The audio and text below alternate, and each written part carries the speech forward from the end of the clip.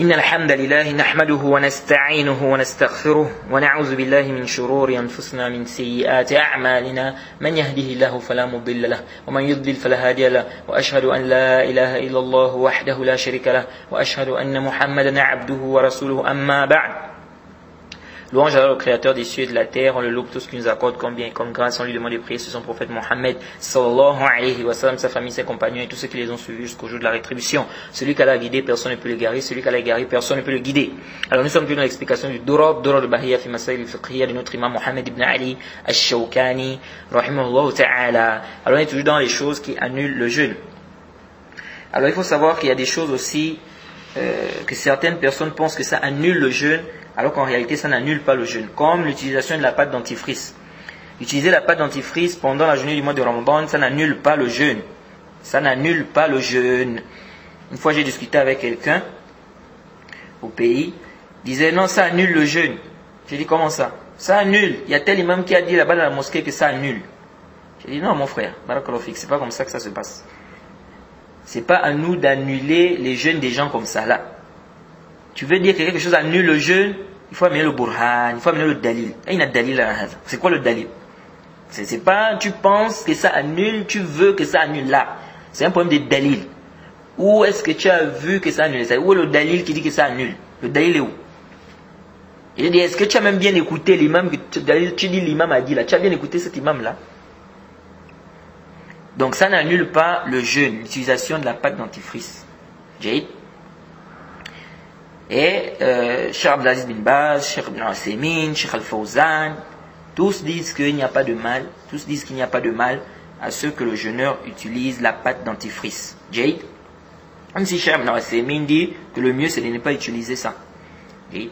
Mais il n'y a pas de dalil, n'est-ce pas, qui vient dire que ça annule le jeûne. C'est la même chose avec la même chose aussi le siwak. Le siwak, il n'y a pas de mal d'utiliser le siwak pendant la journée du mois de Ramadan, ou bien lorsqu'on est en jeûne. Jahid. Ça c'est l'avis de l'imam Malik, l'imam Abu Hanifa, le Cheikh al-Islam Ibn Taymiyyah, l'imam al-Bukhari. Tous disent que c'est même préférable d'utiliser le siwak. Jahid. Parce que utiliser le siwak, c'est connu que c'est mustahab, c'est pas obligatoire. Donc ça reste mustahab, même pendant la journée du mois de Ramadan. On ne doit pas dire non, comme c'est le Ramadan, c'est plus mustahab. Non. Dans une riwaya, ici je ne crains pas que ça soit Dieu pour ma communauté, je leur ai ordonné d'utiliser le siwak à chaque ablution, à chaque prière. Donc le siwak, il est mustahab, c'est préférable d'utiliser le siwak. Qu'on soit au mois de Ramadan, ou qu'on ne soit pas au mois de Ramadan. Et le prophète a dit dans le hadith d'Aïcha qui a été cité par l'imam al-Bukhari, et rapporté par l'imam al-Nasa'i, hadith authentique, al-siwak matharatun lil fam wa mardatun lir rabb. Le siwak est une purification pour la bouche et un agrément pour le Seigneur. Donc il n'y a pas de mal, n'est-ce pas, d'utiliser le siwak pendant la journée du mois de Ramadan. C'est mustahab d'utiliser le siwak. Et ici, il n'y a pas de différence à faire entre le Ramadan ou en dehors du Ramadan. Quant à ceux qui ont dit que c'est déconseillé, tels que l'imam Shafi'i, on rapporte ça de l'imam Ahmed, disent que c'est préférable avant le zawal, mais après le zawal c'est déconseillé. C'est-à-dire après le, comment on appelle, le zawal, c'est-à-dire lorsque le soleil quitte le zénith. Donc après que le soleil ait quitté le zénith, ils disent là ça devient quoi? Là ça devient déconseillé. Mais à sahih, il n'y a pas de dalil qui vient justifier cela. Il n'y a pas de dalil qui vient justifier cela. De plus, pourquoi faire cette différence-là? Pourquoi dire avant le zawal, il n'y a pas de mal, bien c'est mustahab, et après le zawal, c'est déconseillé? C'est quoi le dalil? Et ils ont pris un hadith qui est venu dans le Bukhari, Muslim, le hadith d'Abu Huraira, où on dit que le prophète Mohammed sallallahu alayhi wa sallam a dit la khalofu fami sa'im atyabu 'inda Allah min rih misk. C'est-à-dire l'odeur qui sort de la bouche du jeûneur, n'est-ce pas, est mieux, n'est-ce pas, auprès d'Allah que l'odeur du misk. Bon, ce hadith ne nous fait pas la différence entre avant le zawal et après le zawal. Ça c'est un. Deux, ici le fait d'utiliser le siwak, c'est pas parce que la personne va utiliser le siwak que forcément il n'y aura plus l'odeur. Parce que l'odeur en réalité ça vient d'où? C'est pas un problème de la bouche, c'est un problème de l'estomac. C'est un problème de l'estomac.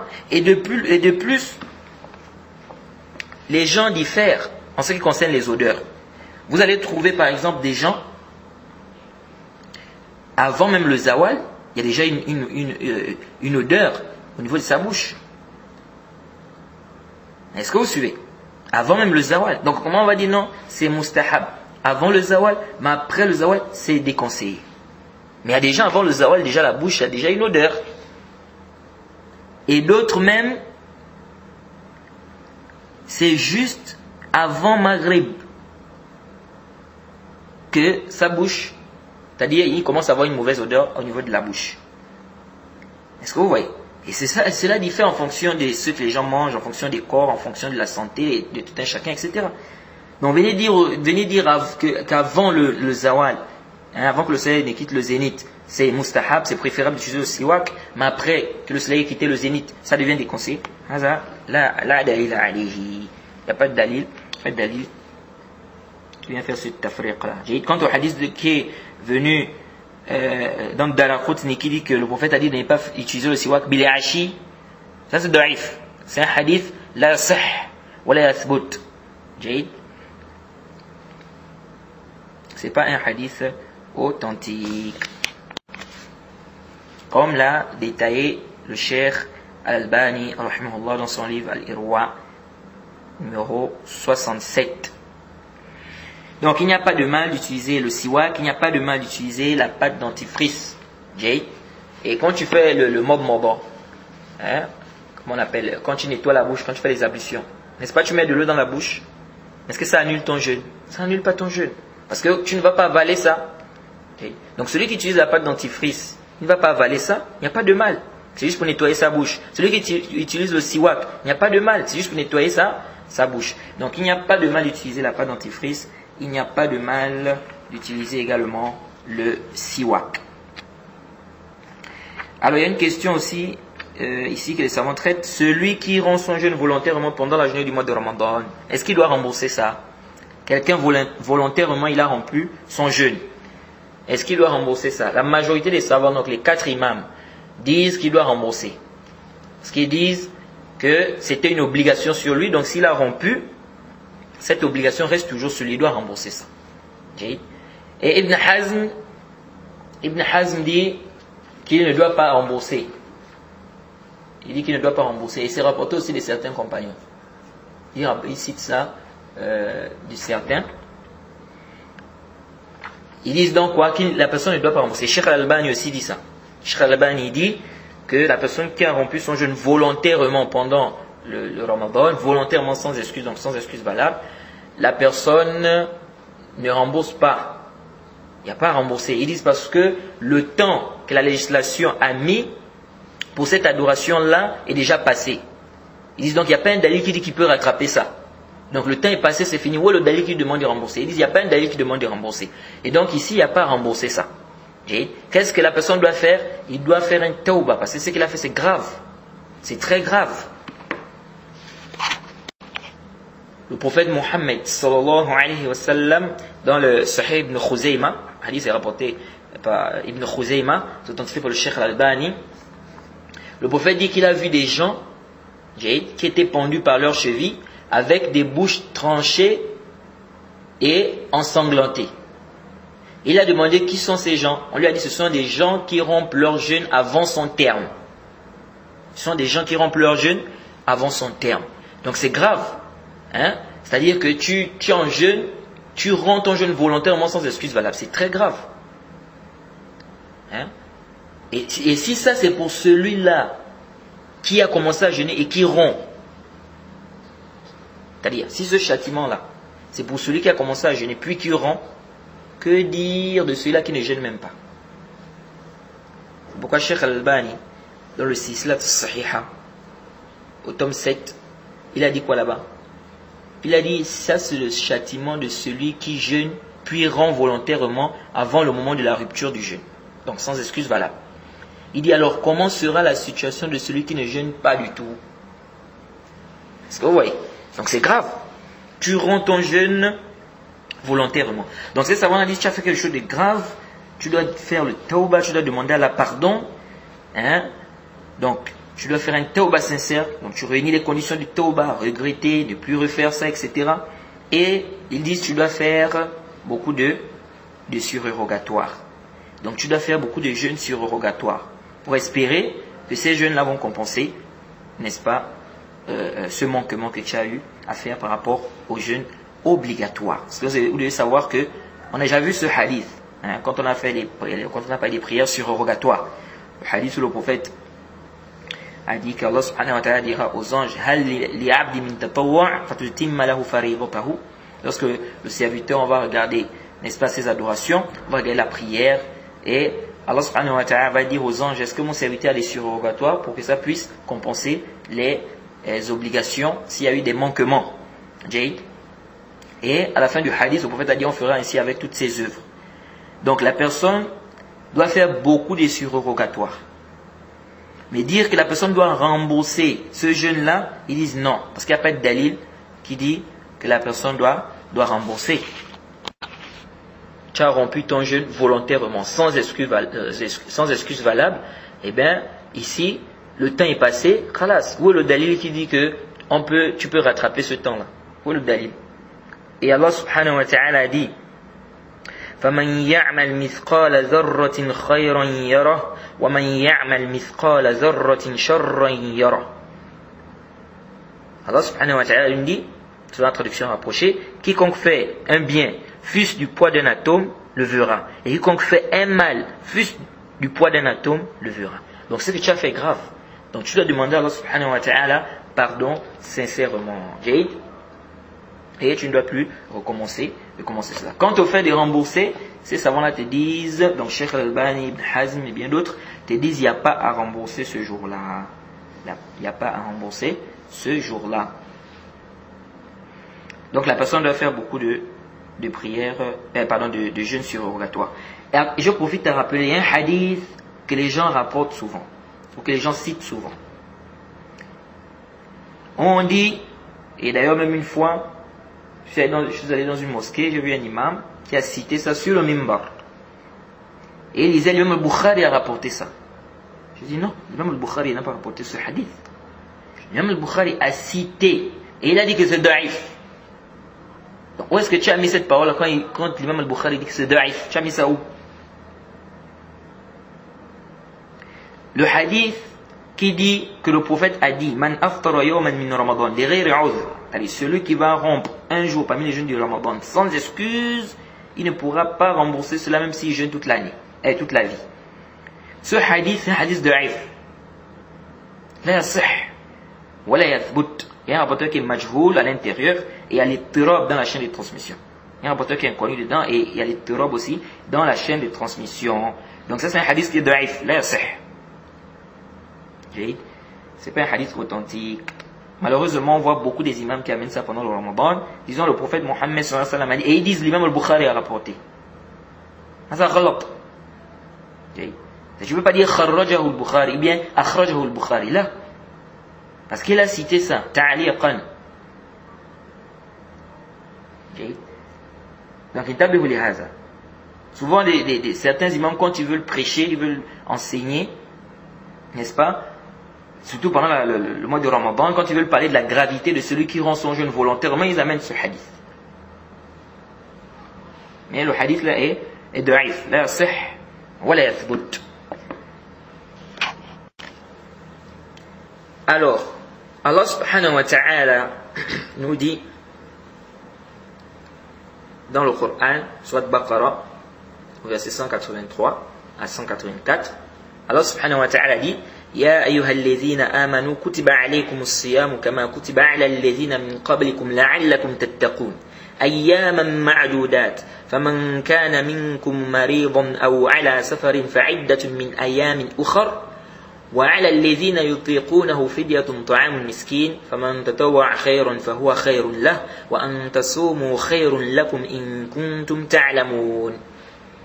Allah subhanahu wa ta'ala dit selon la traduction rapprochée, ô les croyants, on vous a prescrit le jeûne, donc le siyam, comme on l'a prescrit à ceux d'avant vous. Ainsi atteindrez-vous la piété, ou bien afin que vous puissiez atteindre la piété. Donc, le but ici, quand tu jeûnes, c'est d'atteindre la piété. C'est d'atteindre la piété.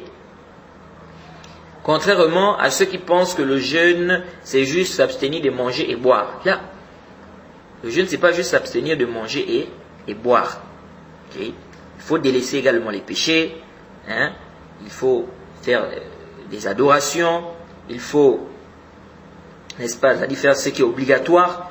Hein? Parce que tu es en train de jeûner et tu délaisses ce qui est obligatoire.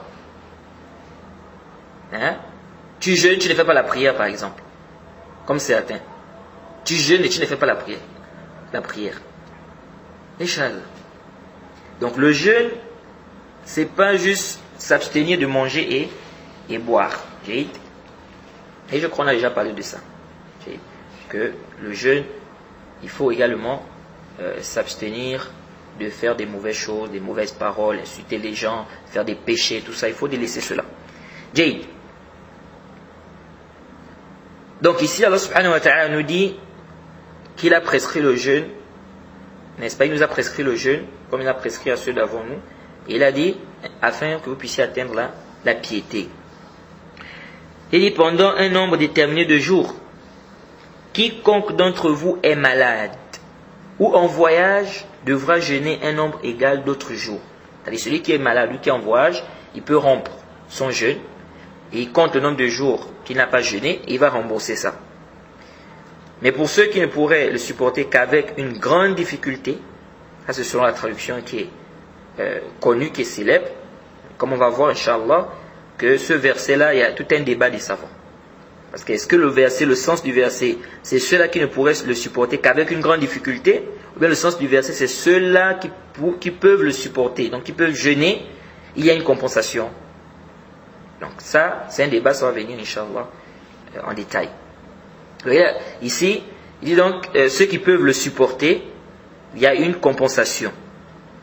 Nourrir un pauvre. Ceux qui peuvent supporter quoi? Ceux qui peuvent jeûner. Donc ceux qui ont la capacité de jeûner, il y a une compensation. C'est-à-dire que la personne peut ne pas jeûner. Mais qu'est-ce que la personne doit faire? La personne doit nourrir, c'est-à-dire nourrir chaque jour un pauvre à la place. Okay?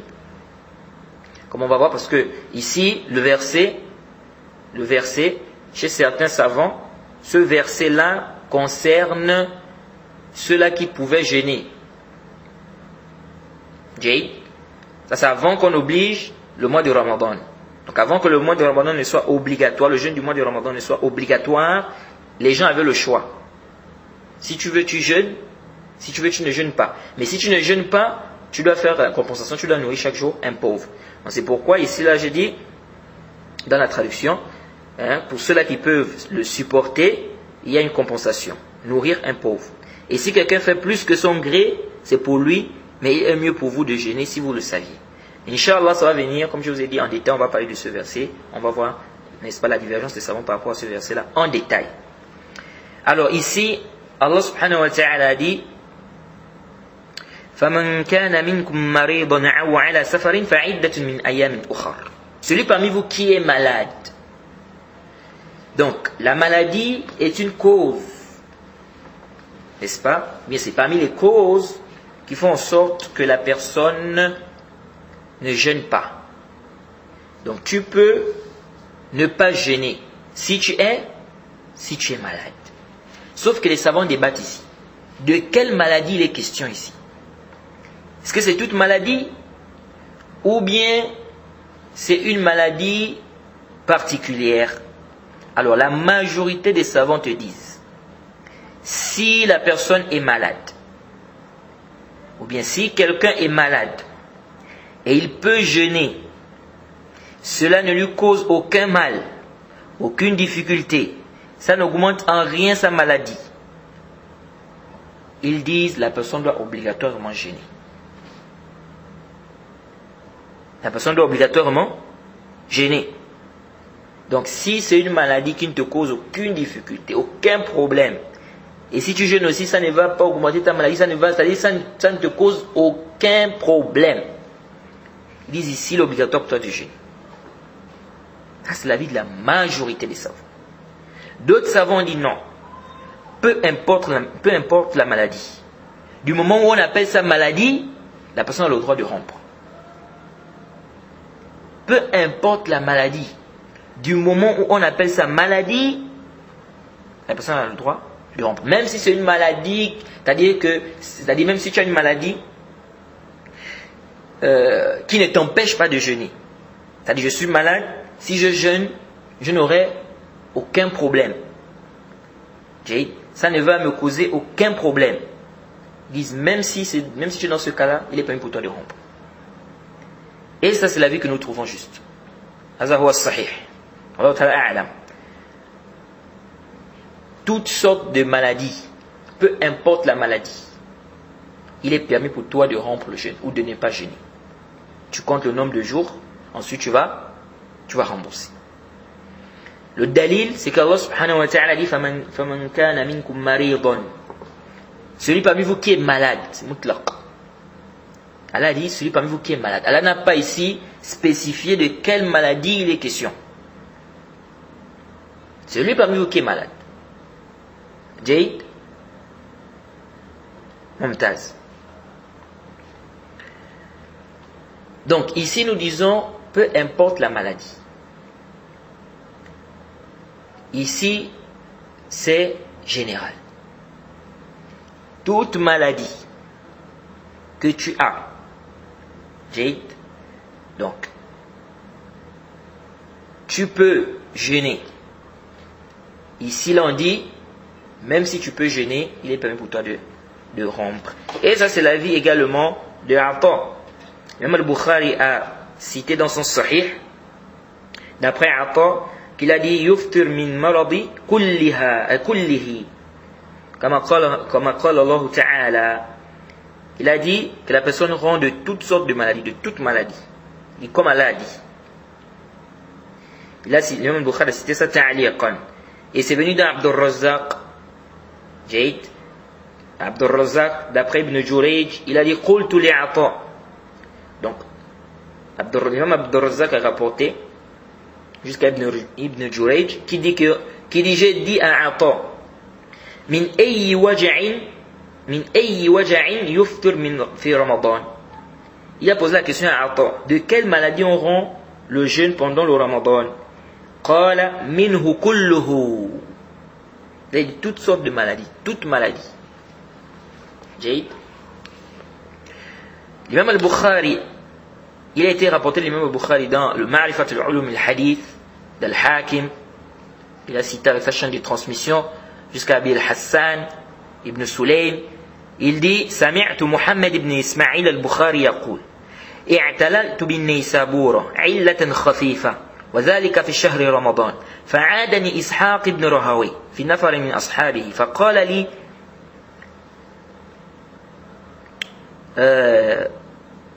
أفطرت يا أبا عبد الله فقلت نعم قال خشيت أن تضعف عن قبول الرخصة فقلت أخبرنا عبدان عن ابن مبارك عن ابن جريج قال قلت لعطاء من أي مرض أفطر قال ومن أي مرض كان كما قال الله تعالى فمن كان منكم مريضا إلى آخر الآية. وقال البخاري ولم يكن هذا عند إسحاق. Alors, Hassan dit, il a entendu Mohammed ibn Ismail al-Bukhari, il a entendu l'imam al-Bukhari dire je suis tombé malade. Donc il a entendu l'imam al-Bukhari dire je suis tombé malade à Neissabour. J'ai eu une légère maladie. Il dit c'était pendant le mois de Ramadan.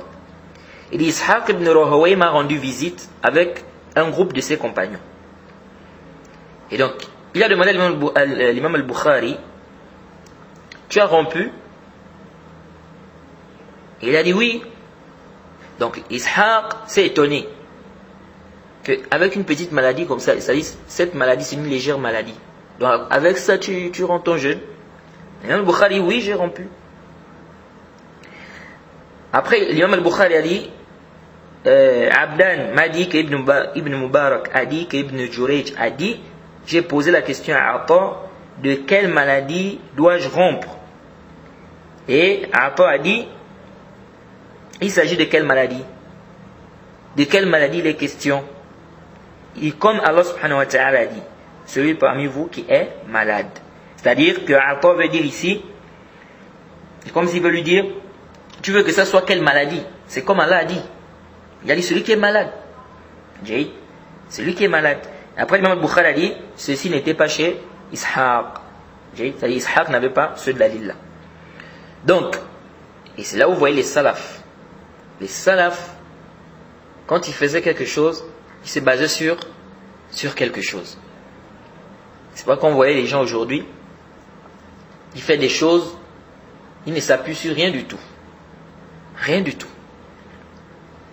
Donc l'imam al-Bukhari, aussitôt que Ishaq lui a posé la question, comme pour vouloir réprimander, il a fait quoi? Il a fait sortir son salaf. Il a dit, Abdan m'a dit qu'Ibn Barak a dit qu'Ibn Jurayj a dit, il a posé la question à Atta, de quelle maladie on rend le jeûne? Est-ce que vous voyez?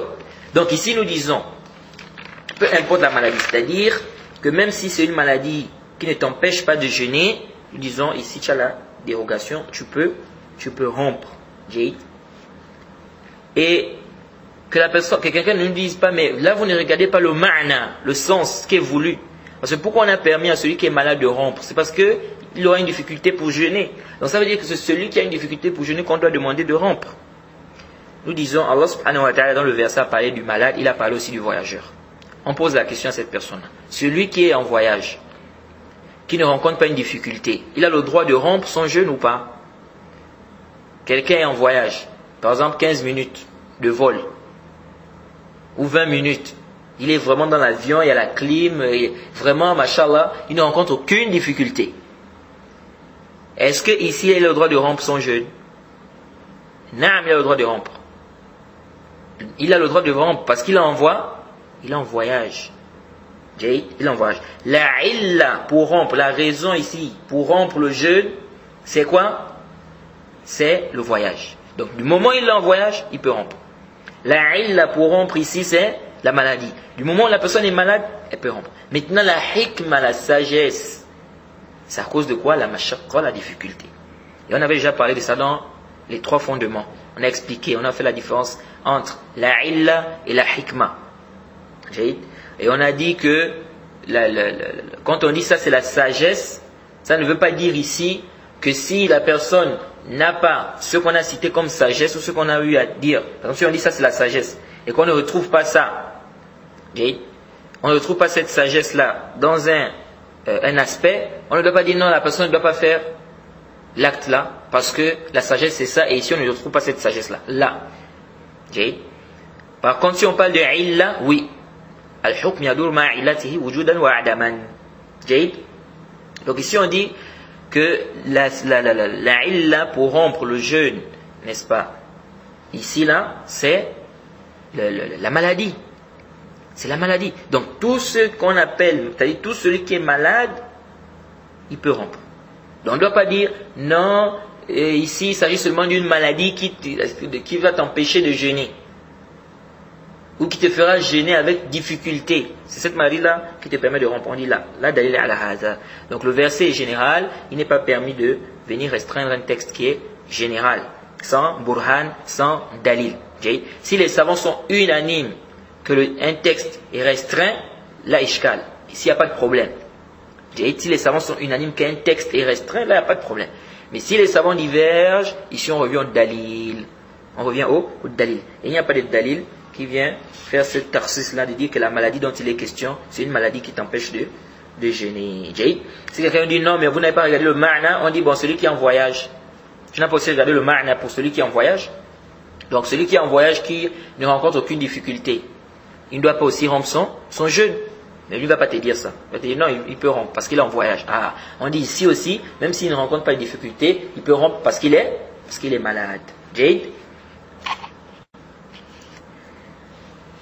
Ensuite, Allah subhanahu wa ta'ala dit awa ala safarin. Donc celui qui est malade ou qui est en voyage. Qui est en voyage. Le voyage aussi, il y a tout un débat des savants. Mais à Sahih al-Rajh wa ta'ala, tout ce qu'on appelle voyage, c'est voyage. C'est-à-dire, si c'est considéré dans le pays que quitter d'ici à la base c'est un voyage, on considère ça comme étant un voyage. Par exemple, on dit quitter de Libreville pour aller à France-Ville, c'est un voyage. Ou quitter de France-Ville pour aller à Port-Gentil, c'est un voyage. Donc on dit que c'est un voyage.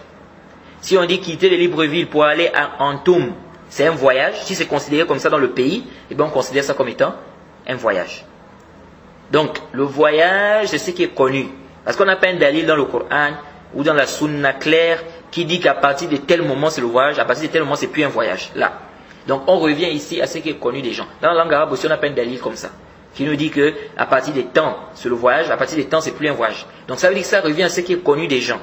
C'est connu dans le pays, c'est connu dans la ville, c'est connu dans l'endroit où on est, que si tu quittes d'ici, tu vas jusque là-bas, c'est un voyage. Donc, on considère ça comme étant un voyage. Si c'est connu aussi dans le pays que quitter d'ici pour aller là-bas, c'est pas un voyage, eh bien on dit que c'est pas un voyage. Par exemple, quelqu'un veut quitter de Glace pour aller, par exemple, la personne quitte, par exemple, la personne quitte à Glace, la personne veut aller, par exemple, à Plein Ciel.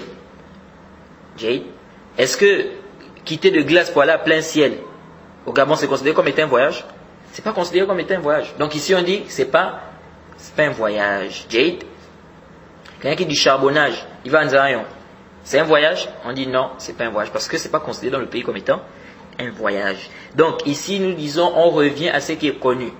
Ce qui est connu dans le pays. Quitter d'ici à ici, c'est un voyage ou pas? Non, c'est un voyage dans le pays. C'est considéré comme étant un voyage. Et les gens considèrent ça comme étant un voyage, donc on dit que c'est un voyage. Ça c'est l'avis du Cheikh l'Islam Ibn Taymiyyah et de beaucoup de savants. Que le voyage, c'est ce qui est connu des gens, que ça c'est un voyage. Parce que lorsqu'on a un dalil dans le kitab, dans la sunna, ou bien dans la langue arabe, qui nous fait le tahdid de quelque chose, on revient à ce qui est connu des gens. Allah ta'ala a'lam. Donc, ici aussi, Allah subhanahu wa ta'ala dit à celui qui est en voyage. Donc, celui qui est en voyage aussi peut rompre son jeûne. Celui qui est en voyage peut rompre son jeûne. Alors, c'est venu dans le hadith de Jabir ibn Abdullah. Il dit que أن رسول الله صلى الله عليه وسلم أن رسول الله صلى الله عليه وسلم خرج عام الفتح إلى مكة في رمضان فصام حتى بلغ قراء الخميم فصام الناس ثم دعا بقدح من ماء فرفعه حتى نظر الناس إليه ثم شرب ثم قيل له بعد ذلك إن بعض الناس قد صام قال أولئك العصاة وفي اللفظ قيل له إن الناس قد شق عليهم الصيام وإنما ينظرون فيما فعلت فدعا بقدح من ماء بعد العصر فشربه رواه مسلم. Alors on a un hadith qui vient dans Muslim. On dit que le prophète est sorti, il est allé, n'est-ce pas, à la Mecque, l'année de la conquête. C'était pendant le Ramadan. Il a jeûné. Et on a dit au prophète qu'il y a des gens, parce que le prophète Mohammed sallallahu alayhi wa sallam a rompu. Donc il a pris un verre, il a levé ça et il a rompu le jeûne. On a dit au prophète qu'il y a des gens qui jeûnent. Le jeûne est difficile sur eux, mais ils sont en train de jeûner. Le prophète a dit ceux-là sont des désobéissants, ceux-là sont des désobéissants, ceux-là sont des désobéissants. C'est venu également dans le hadith de Hamza ibn Amr al-Aslami. أنه قال يا رسول الله إني أجد في قوة على الصيام في السفر فهل علي جناح؟ فقال رسول الله صلى الله عليه وسلم هي رخصة من الله فمن أخذ بها فحسن ومن أحب أن يصوم فلا جناح عليه. Ce hadith est rapporté par l'imam Muslim. Donc Hamza ibn Amr al-Aslami a dit ô messager d'Allah, moi j'ai la force, je vois en moi la force, n'est-ce pas, pour jeûner pendant le voyage. Donc je vois en moi une force de jeûner pendant le voyage. Est-ce qu'il y a un mal à cela? Le prophète a dit c'est une dérogation qui vient d'Allah subhanahu wa ta'ala. Celui qui prend cette dérogation, c'est bien. Celui qui aimerait ou bien qui aime jeûner, il n'y a pas de mal pour cela. Il n'y a pas de mal à cela. Le hadith est rapporté par Muslim. Ça c'est un hadith clair qui montre que c'est permis de rompre quand on est en voyage. Parce qu'il a dit, moi je trouve, n'est-ce pas, je sens en moi de la force pour jeûner. Je sens que j'ai la force pour jeûner.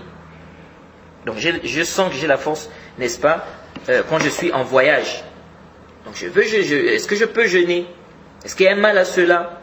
Le prophète Mohammed sallallahu alayhi wa sallam a dit qu'il n'y avait pas de mal. Donc, il n'y a pas de mal à rompre le jeûne lorsqu'on est en voyage. Et ça, les savants sont unanimes. Que le voyageur, celui qui est en voyage peut rompre son jeûne. Sauf que les savants divergent. Est-ce que celui qui est en voyage peut rompre son jeûne? Pardon, celui qui est en voyage peut rompre son jeûne. Maintenant, les savants divergent. Est-ce que celui qui est en voyage peut jeûner? Ah, c'est là le problème. Celui qui est en voyage, est-ce qu'il peut jeûner? Certains savants disent, comme les Ahl-Zahir, certains Ahl-Zahir, comme Daoud, Ibn Hazm, ils disent, celui qui est en voyage n'a pas le droit de jeûner. Donc là, on a vu que les savants sont unanimes que si tu es en voyage, tu peux rompre. Maintenant, le débat des savants, est-ce que tu as le droit de jeûner? Ibn Hazm, Daoud al-Zahiri disent non, tu n'as pas le droit de jeûner en voyage. Et ça, on rapporte ça aussi d'Abu Huraira, mais c'est daïf. Abu Huraira, la chaîne de transmission, n'est-ce pas, qui va jusqu'à Abu Huraira est daïf, parce qu'il y a un rapporteur qui est inconnu dedans. Mais c'est rapporté d'Ibn Abbas que l'iftar dans le voyage c'est une obligation, c'est-à-dire c'est obligé de rompre quand tu es en voyage. Donc, certains savants disent que tu n'as pas le droit de jeûner quand tu es en voyage. C'est quoi le dalil? Ils disent qu'il y a un hadith qui est venu dans le Nasa'i, Ibn Majah, le hadith d'Abdurrahman ibn Auf, que le prophète Mohammed sallallahu alayhi wa sallam a dit, on dit que le prophète a dit que celui qui jeûne pendant le Ramadan en voyage, il est comme celui qui rompt son jeûne lorsqu'il est résident.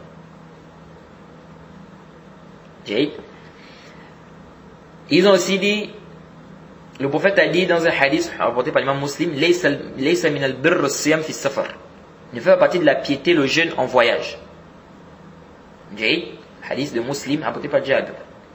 Ils ont aussi pris le hadith qu'on a cité précédemment. Le prophète a dit, ceux-là sont des désobéissants, ceux-là sont des désobéissants.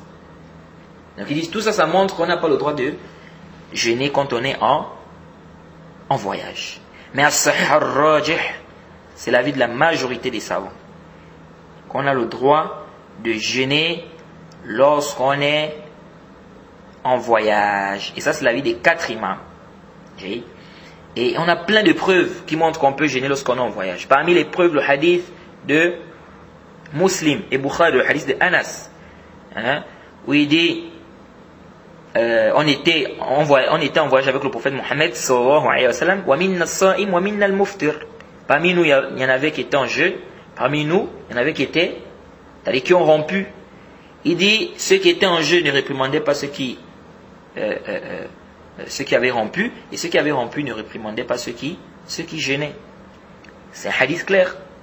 On a le hadith de Hamza ibn Amr al-Aslami, que je vous ai cité précédemment, où il a demandé au prophète, moi je trouve que j'ai de la force, n'est-ce pas, de jeûner en voyage. Est-ce que il y a un mal si je jeûne? Le prophète Mohammed sallallahu alayhi wa sallam a dit, c'est une dérogation d'Allah. Celui qui prend ça, c'est bien. Celui qui veut jeûner, il n'y a pas de mal. Donc ce hadith aussi est clair. Il a bien demandé, il a dit, je trouve que j'ai la force. Il a dit, je peux jeûner en voyage. Est-ce qu'il y a un mal à cela? Le prophète Mohammed sallallahu alayhi wa sallam a dit qu'il n'y a pas de mal. Donc ces hadiths nous montrent clairement que c'est permis de jeûner quand on est en voyage. C'est-à-dire que ce n'est pas obligatoire de rompre son jeûne.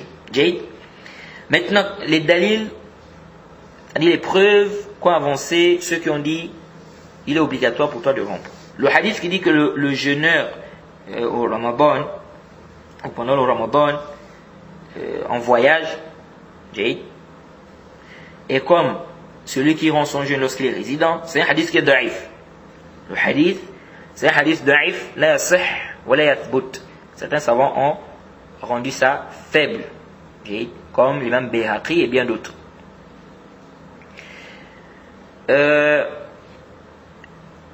Certains ont dit c'est mawqouf à Abdurrahman ibn Auf. C'est-à-dire que c'est la parole d'Abdurrahman ibn Auf. Mais même ça aussi, il y a un problème au niveau de la chaîne de transmission. Parce que le hadith est rapporté par le fils d'Abi Salama. Et le fils d'Abi Salama, certains savants des hadiths ont dit qu'il n'a pas entendu de son père. Donc ça, c'est aussi daif. Donc, le marfou' bien le mawqouf, les deux sont daif, c'est faible. Quant au hadith qui dit Laysa min al-birr as-siyam fi as-safar, il fait partie de la piété le jeûne en voyage. ne fait pas partie de la piété, le jeûne en voyage. Nous disons ce hadith a un sabab, ça a une cause. C'est quoi la cause? Le prophète est passé, il a vu quelqu'un qui était à terre. Quelqu'un est tombé, il était à terre. Le prophète a demandé qu'est-ce qui se passe, qu'est-ce qu'il a? Parce que les gens étaient autour de lui. Le prophète a demandé qu'est-ce qu'il a? Les gens ont dit il est en voyage. Pardon, qu'est-ce que je dis? Les gens ont dit il est en jeûne. Les gens ont dit il est en jeûne. Le prophète Mohammed sallallahu alayhi wa sallam a dit Laysa min al-birr as-siyam fi as-safar. Ne fait pas partie de la piété le jeûne en voyage. Qu'est-ce que ça veut dire ça? Ça veut dire que ici, là, le prophète Mohammed sallallahu alayhi wa sallam a dit ça par rapport à sa situation. C'est-à-dire, lui, il avait des difficultés pour jeûner à cause de la difficulté du voyage. Mais malgré ça, il était en train de jeûner. Et voilà, maintenant, il s'est retrouvé au sol. Donc, le prophète a dit, ne fait pas partie de la piété le jeûne en voyage. C'est pour celui qui est dans ce cas-là.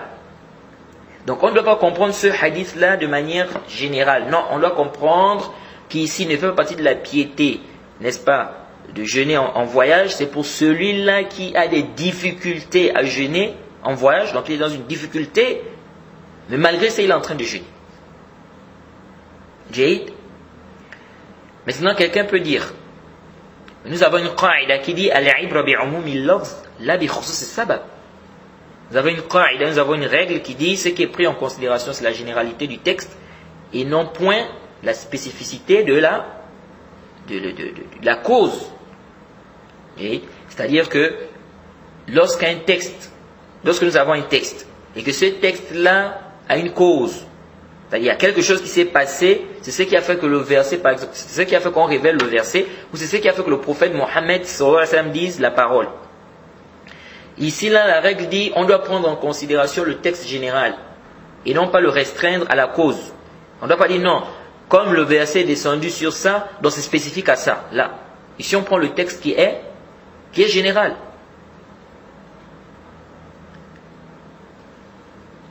Ammar, on lui a demandé d'insulter le prophète Mohammed sallallahu alayhi wa sallam. Par contrainte, on lui a dit d'insulter le prophète Mohammed sallallahu alayhi wa sallam. Allah subhanahu wa ta'ala a fait descendre le verset, n'est-ce pas, en disant quoi? Que celui qui est contraint, illa man ukriha wa qalbuhu mutma'innun bil iman. Allah subhanahu wa ta'ala a fait descendre le verset pour, n'est-ce pas, excuser celui-là qui est contraint. Il a dit sauf celui qui est contraint et son cœur est plein de foi. Est-ce qu'on va dire que ce verset-là, comme c'est descendu sur Ammar, c'est seulement pour Ammar? Ou bien on dit non, on prend le texte général. Naam, c'est descendu sur Ammar, mais tout celui qui est contraint aussi rentre dans ce verset. Donc ici on dit al-ibra bi'umumi al-lafz. Ce qui est pris en considération, c'est la généralité du texte. Bien évidemment, c'est un débat entre les savants des usul sur la qaïda.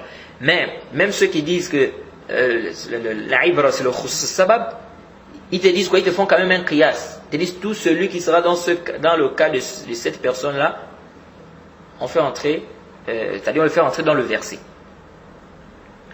C'est pourquoi même certains savants des usul trouvent que le khilaf, c'est un khilaf au niveau de l'obst.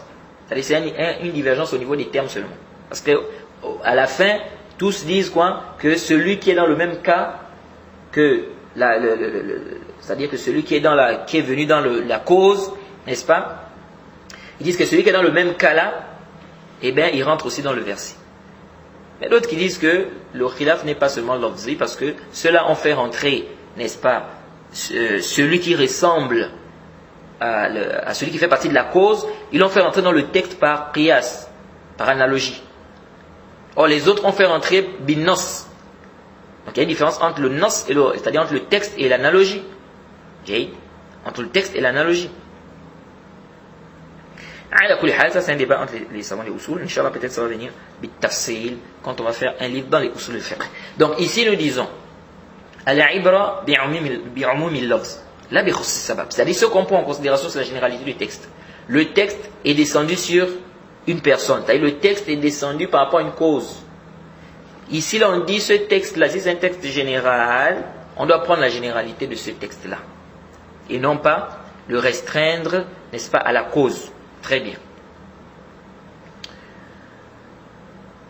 La question se pose ici. Si on dit al-ibra bi'umumi al-lafz, Donc ça veut dire qu'ici on ne doit pas dire non, ce hadith est spécifique à celui qui était dans le même cadre, c'est-à-dire celui qui se retrouve dans le même cadre, n'est-ce pas, ou bien dans la même situation que celui-là qui était à terre. Quand le prophète Mohammed sallallahu alayhi wa sallam a dit « Laysa min al-birr as-siyam fi safar ».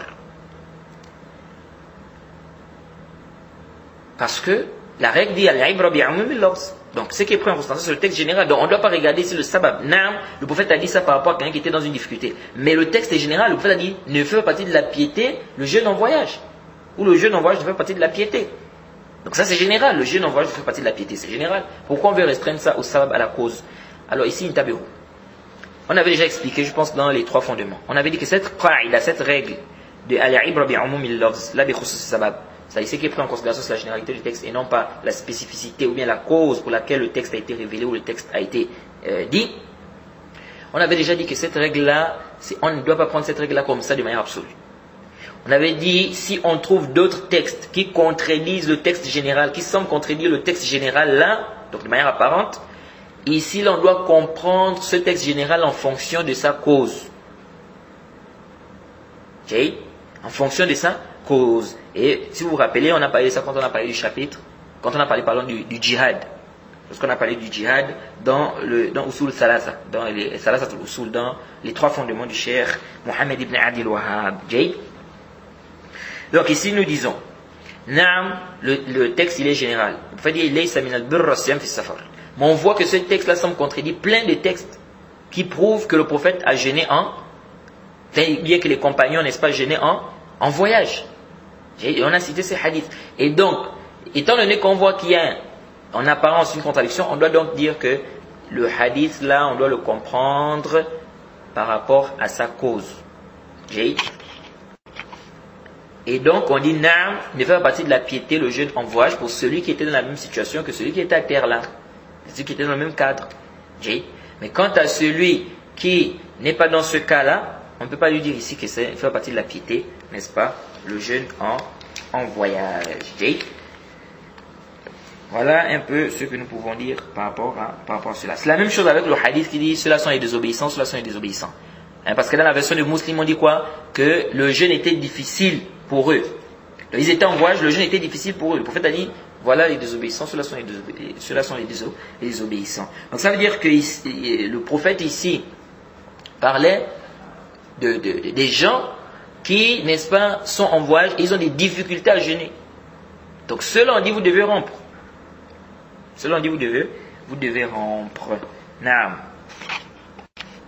Alors ici, arju an tantabihu huna. Il y a une mas'ala ici que certaines personnes ne mentionnent pas souvent. Et j'ai trouvé que très peu de personnes mentionnent cela.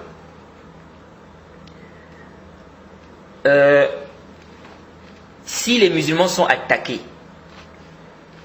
par leurs ennemis, ou bien on est en djihad, est-ce qu'on a le droit de rompre pendant la journée du mois de Ramadan? On n'est pas en voyage, mais on est attaqué par les kuffars, ou bien on est en période de djihad, mais on n'est pas en voyage. Est-ce qu'on a le droit de rompre le mois de Ramadan? Ici on dit Naam, on a le droit de rompre. Bal, c'est même obligatoire pour nous de rompre. C'est même obligatoire pour nous de rompre.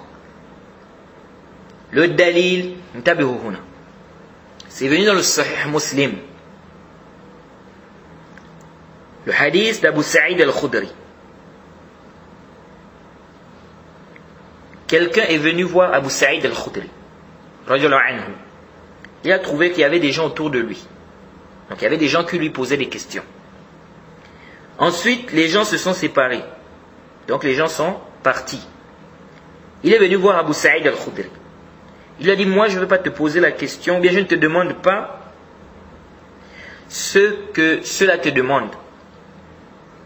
Il dit, je lui ai demandé concernant le jeûne en voyage.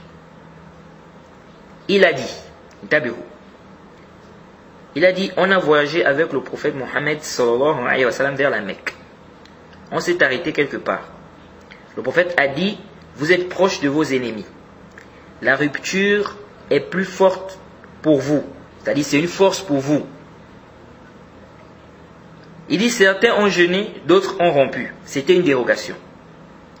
Il dit puis nous sommes arrivés quelque part. Le prophète Mohammed sallallahu alayhi wa sallam a dit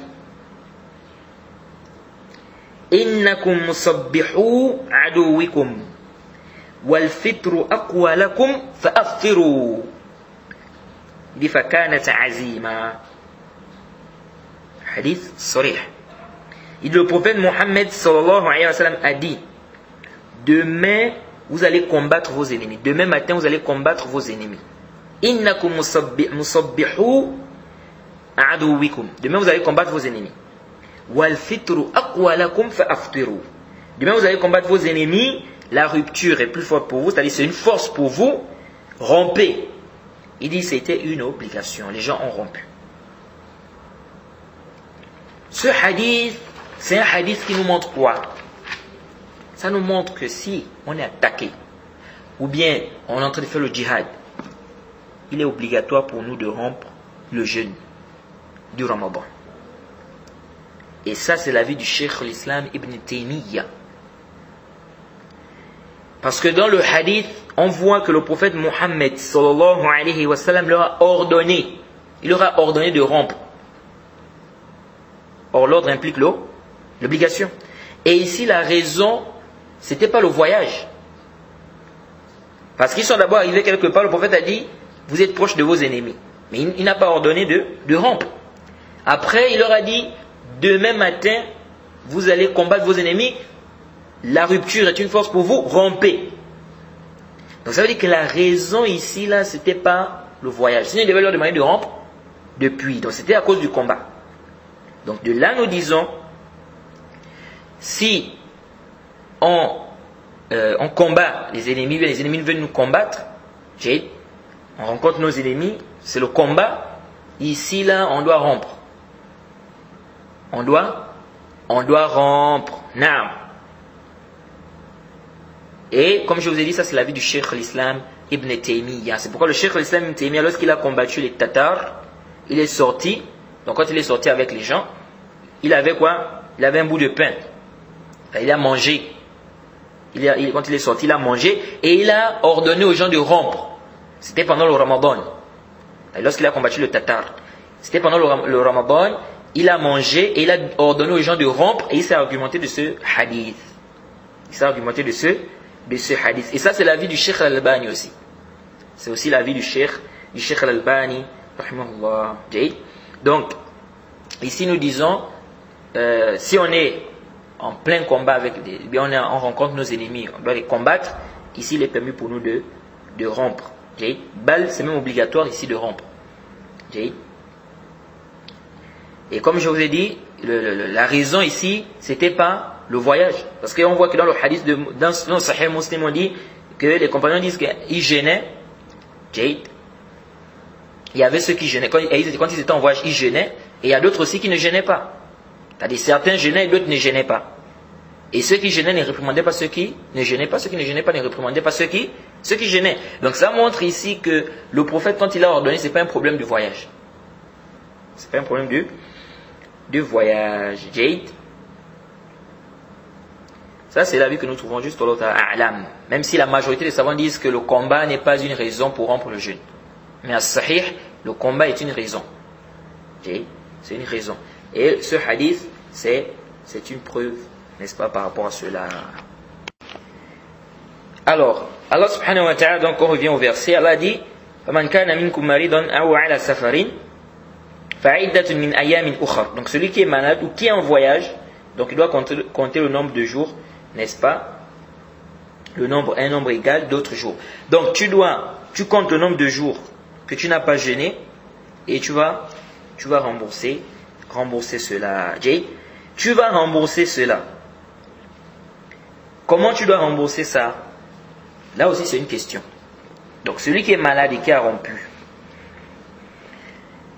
et qui doit rembourser, ou bien celui qui est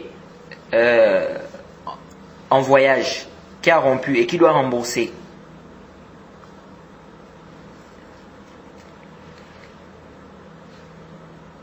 comment tu dois rembourser?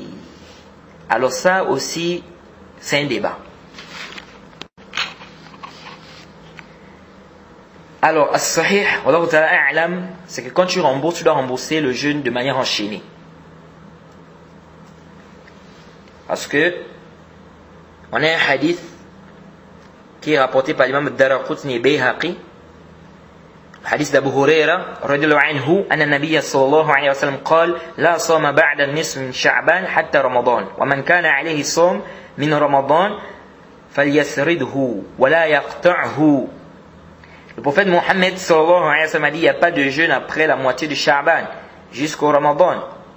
Celui qui a un jeûne de Ramadan, donc à rembourser, qu'il le jeûne de manière enchaînée, qu'il ne le sépare pas.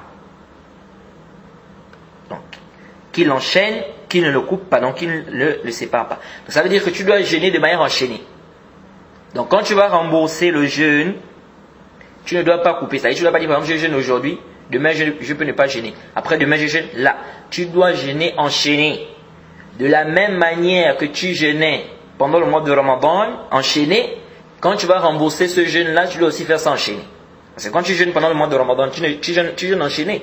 Est-ce que tu dis non, je jeûne aujourd'hui, demain je rends, après demain je vais continuer à jeûner, après je rends là. Tu jeûnes de manière enchaînée. Donc de la même manière, quand tu vas rembourser, tu dois aussi jeûner de manière enchaînée. Ça c'est la vie que nous trouvons juste pour l'autre a'lam.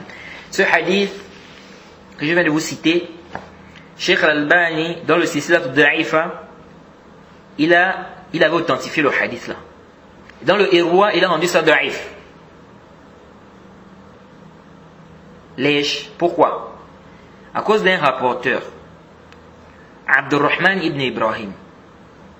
Ce rapporteur-là rapporte une copie de hadith. Et donc les savants divergent sur ce rapporteur-là. Certains ont dit qu'il est da'if, comme l'imam Ad-Daraqutni.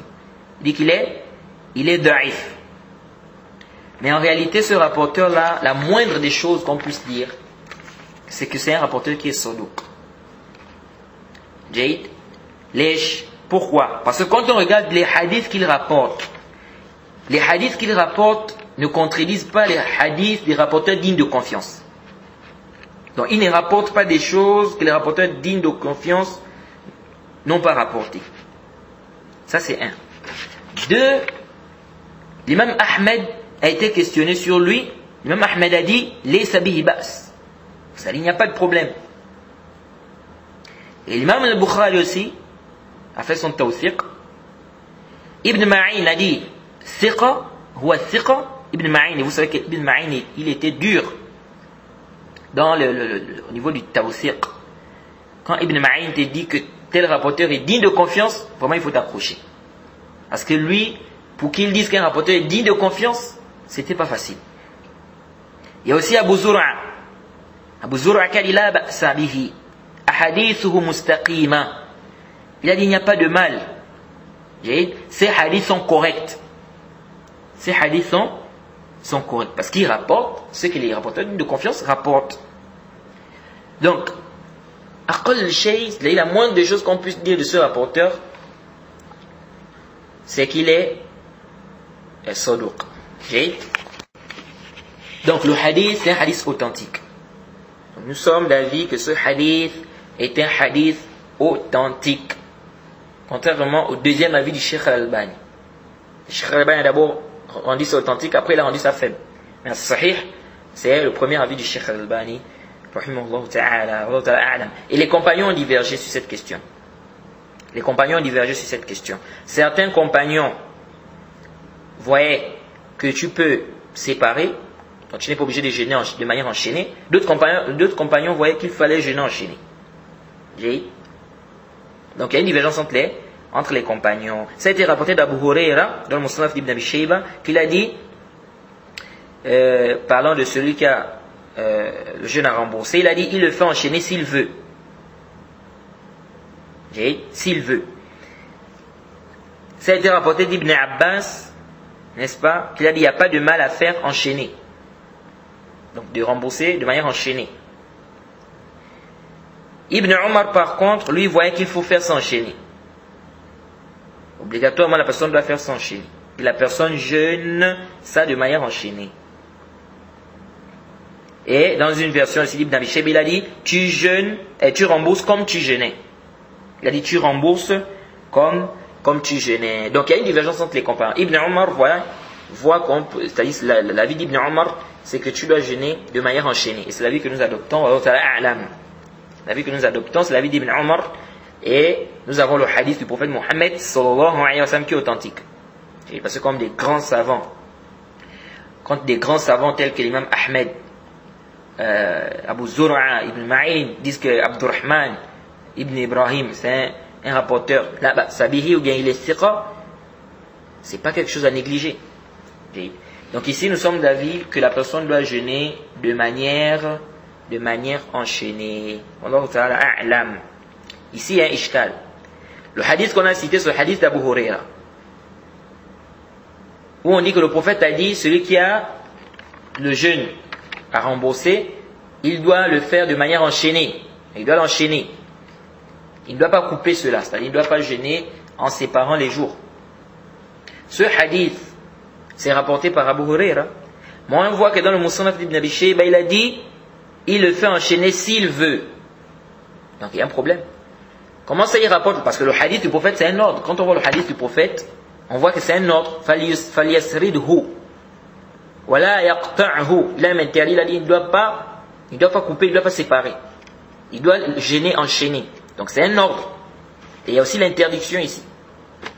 Alors, comment se fait-il qu'Abu Huraira dise ici, s'il veut? Alors ici, il a ishkal. Nous disons, soit Abu Huraira a compris la parole du prophète que c'est pas obligatoire. Parce qu'on a le verset. Allah subhanahu wa ta'ala a dit, فَعِدَّةٌ مِنْ أَيَامٍ أُخَرٍ. C'est général. Ici, Allah subhanahu wa ta'ala n'a pas parlé, n'est-ce pas? Il n'a pas conditionné que ça doit être enchaîné. Donc peut-être Abu Huraira, par rapport au verset, n'est-ce pas? Il a compris que l'ordre du prophète, c'est pas une obligation. C'est pourquoi il a dit si il veut. Il se peut aussi qu'il a oublié. Il se peut aussi qu'il ait oublié le hadith. Et ça on a déjà vu. Si vous vous rappelez, quand on a fait le sharh du Nuzha. Le Nuzha. De Al-Hafiz ibn Hajar. Si vous vous rappelez, on a parlé de cette question-là. Le rapporteur qui rapporte un hadith et qui oublie. Donc le rapporteur oublie son hadith. Et je crois que c'est même ça, c'est même le titre du cours, c'est même ça. Il y a un cours là-bas où on a mis le rapporteur oublie son hadith. Je pense que c'est ça le titre. On a parlé de cette question. Et on a vu que ça arrivait. Qu'un rapporteur rapporte un hadith et lui-même il oublie le hadith qu'il a rapporté. Et même entre nous, parfois ça arrive. Parfois tu oublies que c'est toi qui a dit, n'est-ce pas, telle ou telle chose. Le frère te dit, c'est toi qui m'avais dit ça. Je dis, ah bon, tu es sûr? C'est moi qui t'ai dit ça? Oui, c'est toi qui m'avais dit ça. Est-ce que vous voyez? Donc ça peut arriver. Quelqu'un peut dire quelque chose et puis après oublier, n'est-ce pas, qu'il a eu à dire cette chose. Donc c'est possible. Bien évidemment, ça aussi, c'est parfois, c'est-à-dire c'est parmi les turuq que certains savants utilisent pour rendre le hadith faible, parfois. Lorsque le rapporteur qui rapporte le hadith contredit, c'est-à-dire il donne un avis qui est contraire à ce qu'il a rapporté. Mais ça aussi, c'est pas comme ça de manière absolue. C'est pourquoi certains savants te disent al-ibra bima rawa ar-rawi la bima ra'a. C'est-à-dire ce qui est pris en considération, c'est ce que le rapporteur a rapporté et non son avis à lui. Donc ce qui est pris en considération, c'est quoi? C'est le hadith. Le hadith du prophète Mohammed sallallahu alayhi wa sallam. Allah ta'ala a'lam. C'est la vue que nous trouvons juste aller le plus savant. Donc celui qui a le jeûne à rembourser, nous disons à celui-là de rembourser son jeûne de manière enchaînée. Il n'y a pas à couper ça. Allah ta'ala a'lam. Et comme je vous ai dit, c'est une divergence entre les compagnons. Une autre question, c'est quand tu vas rembourser, tu dois rembourser ça aussitôt ou bien tu as le temps? Exemple, quelqu'un a rompu son jeûne parce qu'il était malade, mais en voyage. Par exemple, 4 jours. Est-ce que aussitôt que la maladie termine, bien aussitôt qu'il termine son voyage, est-ce qu'il doit rembourser aussitôt. Ou bien, il a le temps jusqu'avant le Ramadan de l'année suivante. Je ne sais pas si vous avez compris. Donc ça, c'est une divergence des savants. Certains savants disent tu dois rembourser aussitôt. Tu ne dois pas retarder. D'autres savants disent tu as le temps jusqu'avant le Ramadan de l'année suivante. Jade. Et ça, c'est l'avis que nous trouvons juste sur la personne a le temps de rembourser jusqu'avant le Ramadan de l'année suivante. Donc tu ne dois pas retarder jusqu'au Ramadan. Donc tu dois rembourser ça avant le Ramadan de l'année suivante. Mais tu as le temps. Tu as le temps de rembourser ça, n'est-ce pas? C'est-à-dire toute cette période-là. Le dalil, c'est qu'Allah subhanahu wa ta'ala dit فَعِدَّةٌ مِنْ أَيَامٍ أُخَرٍ. Allah subhanahu wa ta'ala a dit dans le verset qu'il doit compter un nombre égal d'autres jours. Alors Allah n'a pas précisé ici que ça doit être aussitôt. Là. Et ici c'est mutlaq. فَعِدَّةٌ مِنْ أَيَامٍ أُخَرٍ. C'est mutlaq. Donc l'essentiel, c'est que tu rembourses. Donc on n'a pas dit que ça doit être forcément, dès que la maladie est terminée, aussitôt tu dois rembourser. Non. Tu peux ne pas rembourser aussitôt. Mais l'essentiel, que tu ne retardes pas jusqu'au Ramadan de l'année suivante. Jade, pourquoi? Parce que nous disons le texte ici est mutlaq. Jade, Allah subhanahu wa ta'ala n'a pas précisé. Jade. Et il n'est pas permis de venir faire un taqid, de venir faire une restriction sur un texte alors qu'il n'y a pas de restriction. S'il y a un ittifaq, s'il y a un consensus des savants que le texte est restreint par ça, ici là on suit l'ittifaq, on suit le consensus des savants. Mais s'il n'y a pas de consensus des savants, ici on revient à quoi? On reste à la base. La qa'ida nous dit que le mutlaq reste mutlaq jusqu'à ce qu'il y ait un dalil qui vient faire le taqid. Le am reste am jusqu'à ce qu'il y ait un dalil qui vient faire le takhsis. Ça c'est l'avis que nous trouvons juste sur l'A'lam. Contrairement au Cheikh Al-Albani qui voit qu'il faut rembourser aussitôt. Et je profite à rappeler qu'il y a certains qui prennent le hadith de Aïcha, disent que Aïcha, quand elle a retardé, elle a dit quoi? Elle a dit fala astati'. Elle a dit je ne pouvais pas rembourser le jeûne sauf à Sha'ban. Ils ont dit ça c'est un dalil qui montre qu'on peut retarder même jusqu'à Sha'ban parce qu'Aïcha n'a pas remboursé jusqu'à Sha'ban. Ça là fihi nadar. Parce qu'Aïcha dit la astati', je ne pouvais pas rembourser. Donc elle a dit je ne pouvais pas. Donc, on ne peut pas prendre ça comme dalil pour dire c'est un dalil qui montre qu'on peut rembourser on a le temps de rembourser jusqu'à Sha'ban. Parce qu'elle a dit je ne pouvais pas. Mais est-ce que toi tu ne peux pas? Est-ce que vous voyez? Ça c'est un. Deux aussi, on ne doit pas prendre aussi ce dalil pour dire que la personne doit rembourser aussitôt. Parce que ici c'est un fi'l, c'est le fi'l de Aïcha, c'est un acte de Aïcha. Donc on ne doit pas dire ici, comme j'entends certains dire, le mafhoum mukhalafa. Le mafhoum mukhalafa de cette parole, c'est que si tu peux, il faut rembourser aussitôt. Non, on dit ça c'est l'acte de Aïcha.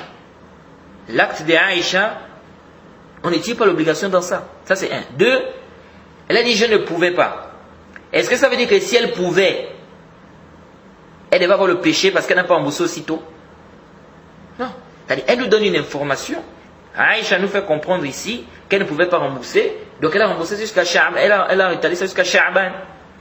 Mais de là, on ne va pas tirer une obligation de rembourser aussitôt.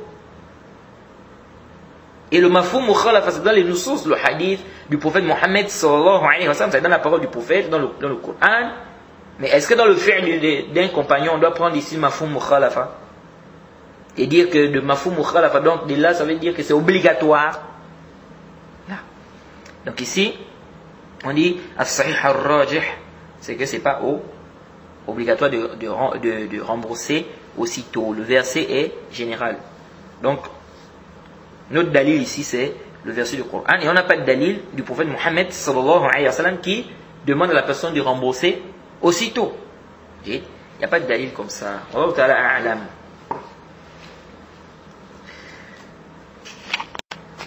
Alors, une question aussi ici. Celui qui est résident et qui veut voyager, à quel moment il doit rompre son jeûne? C'est-à-dire quelqu'un est résident, il veut voyager. Est-ce qu'il peut rompre le jeûne avant de voyager? C'est-à-dire, il peut rompre le jeûne depuis sa maison. Donc aujourd'hui, tu dois voyager par exemple à 8 heures. Il est 7 heures par exemple, ou bien il est 6 heures. Tu es en train de faire tes valises, ou tu as déjà fait tes valises, mais tu es en train de t'apprêter pour aller à l'aéroport. Est-ce que tu peux déjà rompre, ou bien on va dire non, tu dois rompre que si tu quittes, c'est-à-dire l'avion quitte comment on appelle, les maisons de ta ville. Alors ici il y a une divergence. Mais tu peux rompre que si tu es en voyage. Tant que tu n'es pas encore en voyage, tu n'as pas le droit de rompre. Parce que tu n'es pas en voyage. Lorsque tu sors de chez toi, est-ce que tu es en voyage? Tu n'es pas en voyage. Allah subhanahu wa ta'ala a permis pour celui qui est en voyage de rompre. Mais toi, tu n'es pas en voyage, tu es encore résident. Tu es encore résident. C'est pourquoi on dit tu ne peux rompre ici que si tu as quitté les villes, les maisons de ta ville. À ce moment, on dit tu peux rompre. Contrairement à certains savants qui ont dit tu peux rompre depuis ta maison. Et on rapporte ça de Anas. On dit que Anas a voyagé et il a rompu avant, c'est-à-dire depuis chez lui. Bon, ce athar-là, ça nécessite un bahth au niveau de son authenticité. Ça nécessite un bahth au niveau de son authenticité. Mais les textes généraux nous montrent clairement que c'est celui qui est en voyage qui peut rompre. C'est comme le qasr, le fait de diminuer les prières. Tu diminues les prières quand? Tu ne diminues pas les prières parce que tu t'apprêtes à voyager. Non, tu diminues les prières quand tu es en voyage. Une fois on était à l'aéroport, on était en train d'attendre le vol pour l'Arabie Saoudite. Et voilà, on a décidé avec des frères de faire la prière. On a dit à un frère de diriger. Voilà le frère qui veut faire le qasr. Il veut diminuer les prières. J'ai dit au frère, non, comment ça? Tu as vu ça où? On n'est pas en voyage, là on est encore à Libreville. Là on est encore à l'aéroport, on est à Libreville. On est à l'aéroport de Libreville. Tu veux diminuer les prières, tu as voyagé? Tu es encore au Gabon là. Et ça, c'est un frère qui était en faculté de charia. Est-ce que vous voyez? Donc pour dire que on doit faire très attention. Donc de la même manière que tu ne peux pas diminuer les prières tant que tu es résident, tu ne peux pas aussi rompre tant que tu es résident à cause du voyage. C'est-à-dire, ne prends pas la cause du voyage pour rompre alors que tu es encore résident. Oui. Celui qui est en voyage, il arrive, quelqu'un est en voyage, il arrive, n'est-ce pas, dans sa ville. Donc il devient résident. Quand il était en voyage, il a rompu. Est-ce que quand il arrive dans sa ville, il doit s'abstenir de manger, de boire, d'avoir des rapports sexuels et tout ça? Ou bien il peut continuer à manger, boire parce qu'il revient du voyage, il avait déjà rompu là-bas. Alors ici, il y a deux avis des savants. Certains savants disent c'est pas obligatoire pour lui de s'abstenir, de manger, de boire, d'avoir des rapports sexuels, n'est-ce pas, etc. C'est tout ce dont le jeûneur doit s'abstenir. Ça, c'est l'avis de l'imam. C'est une parole de l'imam Ahmed, c'est l'avis de Daoud. C'est une parole qui est rapportée de l'imam Malik, Shafi'i. Deuxième avis, c'est l'avis de l'imam Abu Hanifa. Ils disent tu dois t'abstenir. Ils disent tu dois t'abstenir de manger et boire, c'est-à-dire t'abstenir de tout ce dont le jeûneur s'abstient. Bon, ça, il n'y a pas vraiment de dalil clair par rapport à cela. As-sahih al-rajih, tu as le droit de manger, tu as le droit de boire, parce que tu étais en voyage. Tu as rompu parce que tu étais en voyage. Maintenant tu arrives dans ta ville. Comment on va te dire non? Comme tu es arrivé, tu arrêtes de manger, tu arrêtes de boire. Qu'est-ce? Non, parce que là tu es maintenant résident. Oui, mais j'ai déjà rompu. L'islam a permis de rompre. Parce que j'étais en voyage. J'ai rompu. Khalas. C'est une dérogation. Maintenant que je suis arrivé, je suis résident, on ne va pas me dire non. Tu dois t'abstenir de manger et de boire. Alors, ceux qui ont dit tu t'abstiens. C'est quoi le dalil? Ils disent que les savants ne divergent pas sur quelqu'un qui n'a pas vu la lune. Et lui, il n'a pas vu. Il a mangé. Puis il a eu la connaissance que la lune était là. Ils disent, les savants ne divergent pas que celui-là, il doit s'abstenir de manger. Il doit, en fait, s'abstenir de manger, de boire, etc. C'est parce que, là maintenant, il a eu la connaissance que la lune était là. Et c'est lui qui n'a pas vu.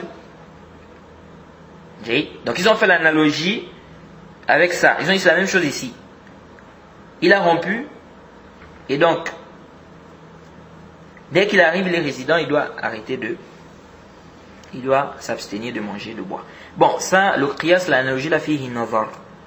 Parce que le musafir, le voyageur, il a le droit de rompre. Or, celui qui est résident, mais qui ignore que le mois est rentré, son ignorance n'enlève pas l'obligation du jeûne lorsqu'il a la connaissance. C'est-à-dire le moment où il aura la connaissance. Pourquoi? Parce que qu'est-ce qui empêche ici que ça soit obligatoire sur le jeûne? C'est le jahl, l'ignorance. Dès qu'il a connaissance, qu'on a vu, donc la illa, ce qui empêche ici là, ce qui empêche que le jeûne soit obligatoire sur lui, c'était quoi on a dit? Le jahl. Ça là, c'est-à-dire ce qui empêche que le jeûne soit obligatoire ici, s'en est allé. Donc ici nous disons, le hukm revient. Donc ça devient obligatoire. Est-ce que vous suivez? Lui, c'est le jahl qui fait en sorte que le jeûne ne soit pas obligatoire pour lui en ce moment. Parce qu'il ne sait pas. Mais dès qu'il a connaissance, Khalas, on dit, là maintenant tu as eu connaissance, arrête de manger. Or, le voyageur, lui, il est permis pour lui à la base, c'est permis pour lui de rompre. Donc les figures sont différentes. On ne peut pas comparer celui-là qui est résident, qui ignore qu'on a vu la lune, et celui-là qui est quoi? Qui est en voyage, que l'islam a permis de rompre et qui arrive dans son pays qui devient résident. Allah Ta'ala a'lam. Une autre question avant de terminer. Celui qui est en voyage, est-ce qu'il peut jeûner? C'est-à-dire, il rompt son jeûne. C'est-à-dire, il ne jeûne pas le mois du Ramadan, mais à la place, il jeûne un jeûne de nadr, ou bien un jeûne de kafara, ou bien un jeûne tatawwa, un jeûne qui n'est pas obligatoire, ou bien même il rembourse un jeûne. Je ne sais pas si vous avez compris. Quelqu'un en voyage. On a dit que celui qui est en voyage peut rompre le jeûne du mois du Ramadan. Donc, il est en voyage, c'est le mois du Ramadan. Mais est-ce qu'il a le droit de dire, bon, moi je suis en voyage, ça veut dire que le mois du Ramadan n'est pas obligatoire sur moi. C'est-à-dire je peux rompre mon jeûne. Donc il dit, bon moi, au lieu de jeûner le Ramadan, moi je vais jeûner le jeûne que je dois par exemple à telle année, ou bien à tel mois, ou bien je vais jeûner le nazr, ou bien je vais jeûner un jeûne surrogatoire, ou bien je vais jeûner un jeûne de kafara, d'expiation.